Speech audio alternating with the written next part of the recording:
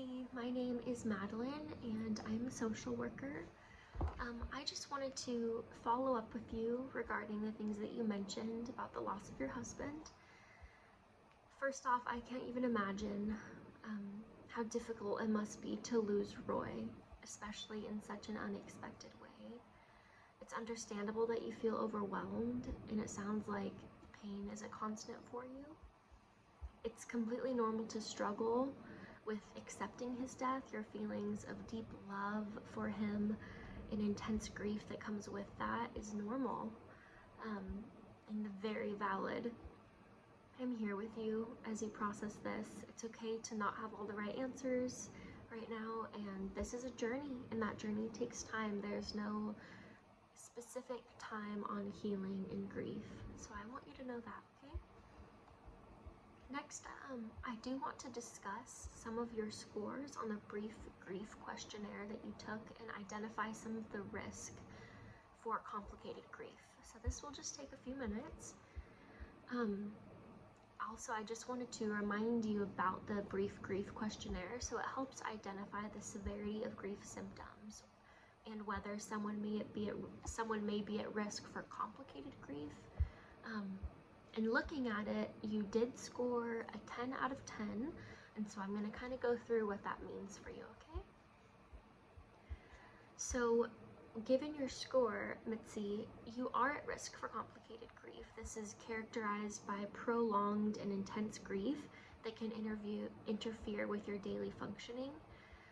It suggests that your grief may not be resolving as expected, and like I said, it takes time, which is okay. It just means that you might need some more additional support, and that's why I'm here, and other social workers and counselors are here to support you in this time.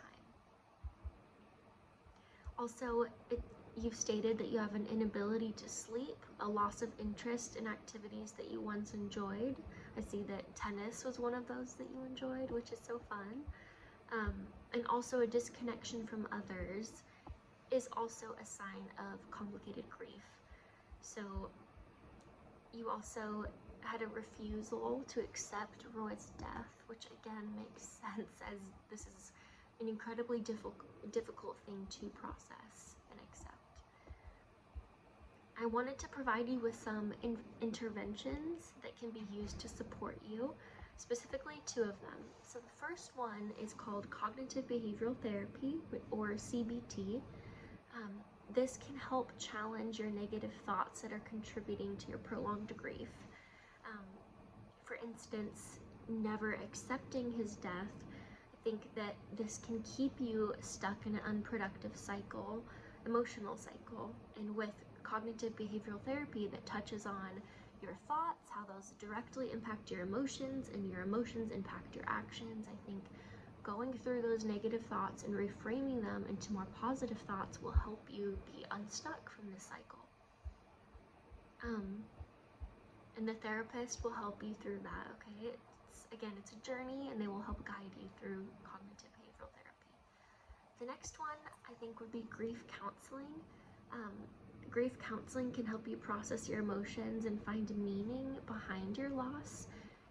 When you're going through grief, it's so easy to not find the meaning or not understand why this is happening, and it takes time to find meaning, but I believe that one day you will. But again, this will allow you to integrate your loss and your identity in a much healthier way.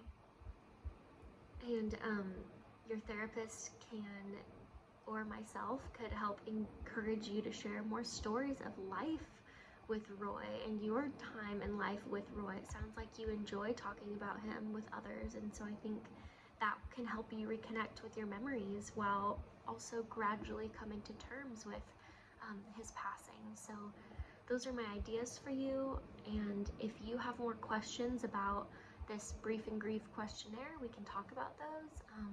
Feel free to, of course, ask for more resources. I have many I could provide with you, but again, just want you to know that you're seen, and this time is not easy, but you will make it through.